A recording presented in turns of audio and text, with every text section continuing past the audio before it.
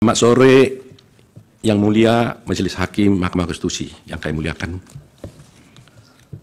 Yang kami hormati para pemohon 1, pemohon 2, dan juga adalah termohon dari KPU dan juga pihak terkait dari Bawaslu. Dan yang kami hormati juga teman-teman sejawat kami, para advokat yang ada di ruangan ini. Yang Mulia, izinkan saya sekaligus untuk persingkat, saya menyampaikan terlebih dahulu semacam pengantar saya sebelum saya membacakan jawaban atau tanggapan kami yang ada di sini sebagai berikut. Yang Mulia Mahkamah Konstitusi dan hadirin sekalian yang saya muliakan, kita sudah mendengar permohonan paslon nomor 1 dan nomor 3 dalam persidangan ini. Apa yang disampaikan dalam permohonan tersebut, kita tahu penuh narasi-narasi dan asumsi-asumsi yang sedemikian rupa, yang terkesan untuk menggiring opini, seakan-akan kekalahan dari para pemohon adalah karena adanya kecurangan pemilu.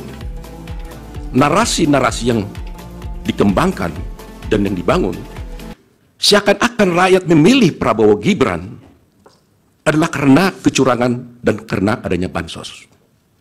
Terus terang, hal ini sangat menyakitkan dan melukai hati masyarakat Indonesia dan menafikan hak mayoritas rakyat Indonesia untuk menentukan pilihannya dengan bebas.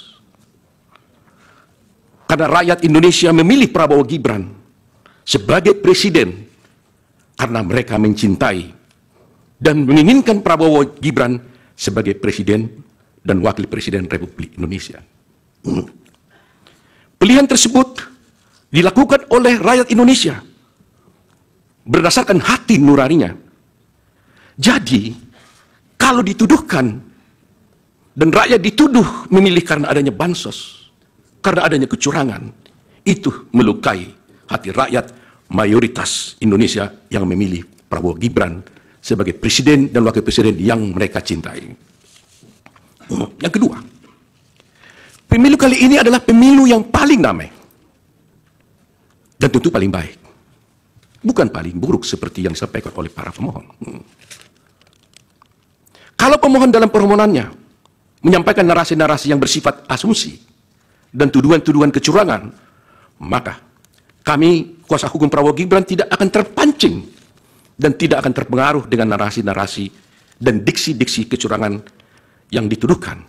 Tetapi kami akan tetap berpegang teguh kepada prinsip-prinsip kejujuran, profesionalisme, sehingga kami akan memberikan analisa juridis untuk membantah dalil-dalil pemohon, dan kami akan membantah dalil-dalil pemohon tersebut tidak dengan narasi-narasi yang asumsi dan asumsi-asumsi, tidak akan menggiring opini. Kami akan sampaikan secara jelas dengan argumentasi hukum disertai dengan bukti-bukti yang ada. Ketiga, bahwa kita tahu perkara ini seharusnya tidak diajukan ke MK, melainkan ke Bawaslu, karena isi permohonan tidak sesuai dengan ketentuan Undang-Undang khusus yang pasal 475 Undang-Undang Pemilu, sehingga dapatlah dikatakan permohonan pemohon tersebut adalah salah kamar. Demikian juga petitum pemohon juga tidak sesuai dengan hukum acara yang berlaku di Mahkamah Konstitusi.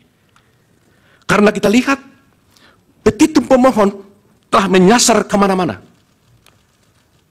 sehingga terkesan permohonan tersebut, petitum tersebut seperti petitum sapu jagat.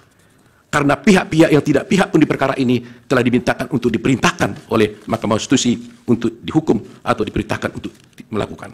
Terakhir, kalau pemohon menuduh ada kecurangan atau pelanggaran pemilu, dan hal itu kami nyatakan tegas dalam persidangan ini, bahwa kami sebagai kuasa hukum Prabowo Gibran dan Prabowo Gibran menyatakan dengan tegas dan membantah hal itu tidak benar.